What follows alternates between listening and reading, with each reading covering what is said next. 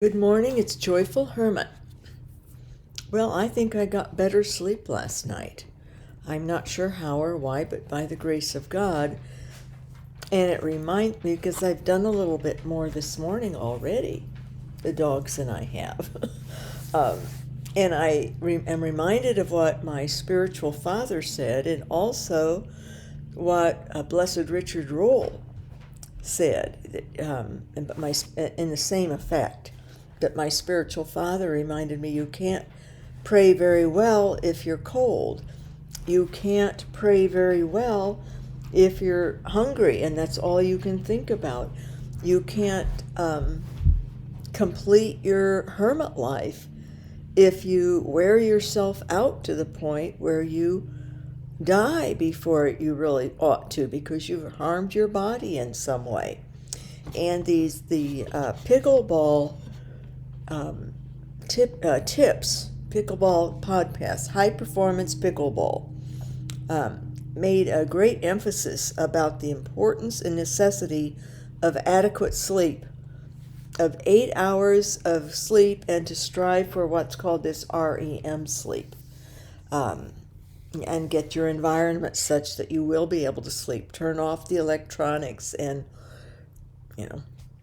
go for it. And of course, I always think, yes, do your examination of conscience, think through your day a little bit, confess to God things that you didn't do well and ask His help to do better.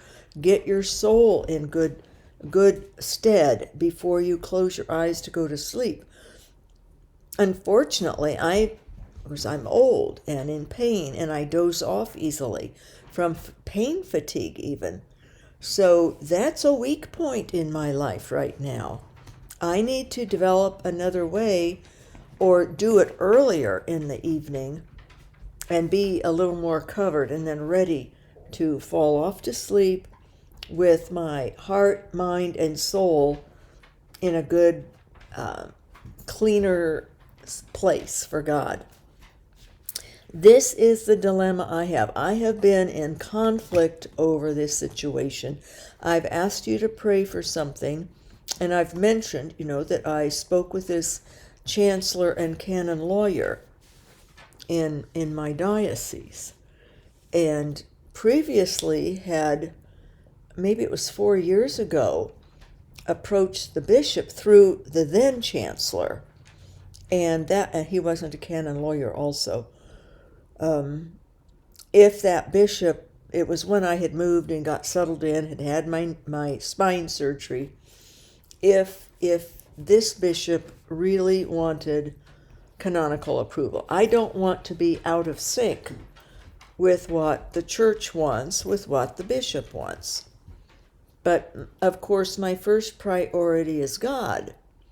And one would hope that the church is in sync and in line with what God wants, how Jesus established His church and wanted His church to grow and develop and operate and stay within the gospel rule. The people of the church, the members, the body of Christ. We all ought to be in that, and including bishops and archbishops and cardinals and priests. So he, at first he was going to have somebody discern me who really is more a religious sister than a hermit, and always has been, even though she got immediate canonical approval as soon as the law came out back in 1983. I think by 84 she was here, and someone had donated some land and basically runs the retreat center. She does, I read her newsletters sometimes, she doesn't like people to call it a retreat center. She wants it to be called a guest house, yet she refers to the people who come as retreatants. So see how we humans are. I do stuff like that a lot myself. We want things a certain way, and yet we can't quite get it ourselves. We can't. We're just human, and faulty, and can't control, think God's in control. We're not really, other than of ourselves and our behaviors, our choices and things.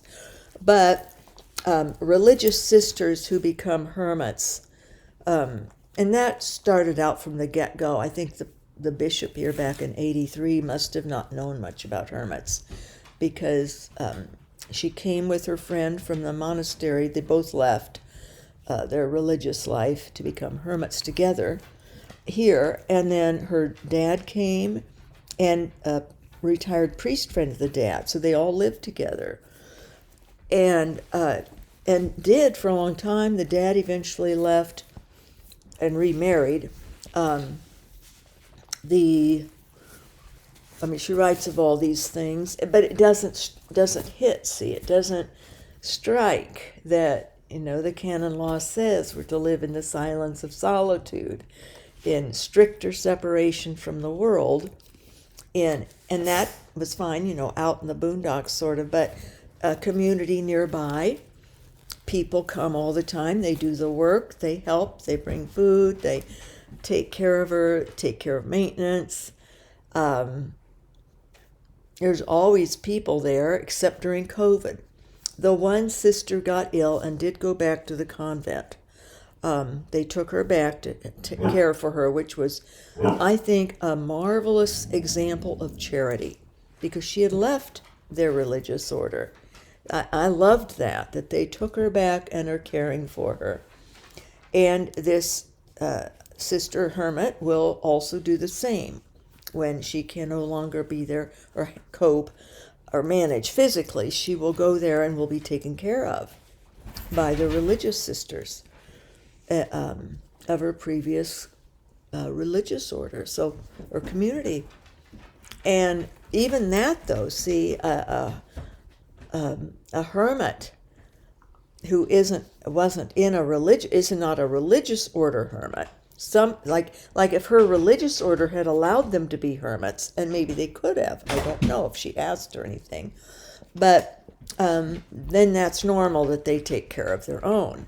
But the rest of us will meet and have to take care of ourselves, handle ourselves, and our end times.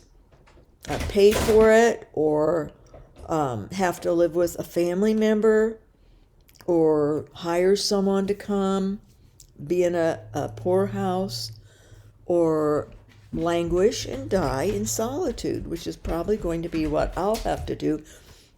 If we get to the point where, I obviously would need medical help, somebody would probably come, a family member, or they would arrange for medical help or whatever needed, however my end is going to be.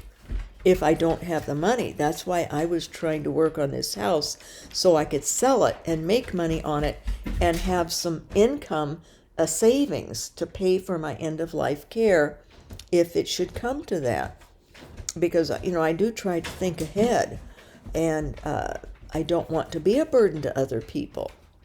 And I think a hermit shouldn't. We're to take the high road in all matters, moral, religious, anything. We are to strive in holiness. So, but this is my dilemma. The chancellor, canon, lawyer asked me to the other day. So back then, the bishop said, oh no, because I had answered a lot of questions from the woman. She did not answer back. And I've been told by priests and many others that I have an uncanny sense of hitting the nail on the head, sensing souls and people and what they're doing most of the time, unless I block that gift and then get duped, or if God blocks it for me because he wants me to experience something, learn lessons, and experience something like I did on the island. So anyway, I sensed also from what she had written that she would resent another canonically approved hermit, woman nearly her age, not quite, because she likes to feel special to the bishop. She was the youngest and of a large family, and was a daddy's girl, which is fine. It's good. Nothing wrong with that. That a father loves his youngest daughter with tenderness and watches over her. That's why he came with her, to live her hermit life, to protect her and take care of her, even though she was probably in her late 30s or something then, or early 40, I think late 30s, and the other woman too. But it's, I sense that, and I sense that's why she didn't respond at all to my, and I wrote back, did you get them? Yes, I knew she had, and she indicated, but it just fell flat, and I had this sense. So it was just bringing a lot of crud up in me, this process did. And I was concerned about someone discerning me who really wasn't, per what I have read and understood of hermit life from all the centuries of how hermits lived, and how I read the canon law and what it says specifically, that she wasn't quite sure of how to live hermit life either. Although she's a very spiritual and a beautiful soul, very sweet, close to God. And of her spiritual aspects, she is amazing. The books she reads, her prayer life, all of that. She has the focus of spiritual life in that regard, and also, though, is very involved in running the retreat center and in the library, and sends out overdue book notices, and is very administrative and secretarial and protective of the everyday running of the retreat center or guest house, whatever you want to call it. And it's very busy, except during COVID. COVID, for maybe 4 weeks, was the only time she was alone ever. And good, finally. That was 4 years ago. She would have been, I think, about 70 then. And but people still would come and bring her food and check on her, So it's just different. That wasn't how I have been living my hermit life. So I didn't think she would even understand my way of living it. But I checked back with the bishop, and no, he thought that I had just particularly wanted to be canonically approved. No, I didn't. I had just wanted to be whatever the bishop wanted in his diocese. I didn't want to be oppositional, in other words, a loose canon. So that all got worked out. He wrote a beautiful email, sent through the then chancellor, a letter saying, no, go this path. He said that it was beautiful how I was living it, and felt more in tune with what his views were. So it was very, very supportive and complimentary. So that was that. But the more I know, and after talking to this canon lawyer chancellor, at first he immediately, the only type of hermit that seems to come up now in Catholics, in parishes and dioceses, and the only ones that are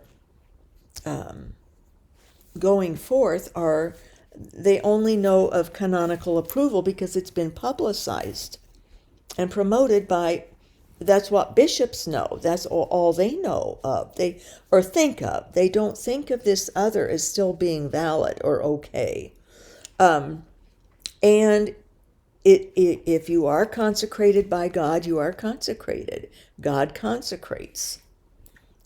Human beings do not consecrate. To consecrate means to make sacred and holy.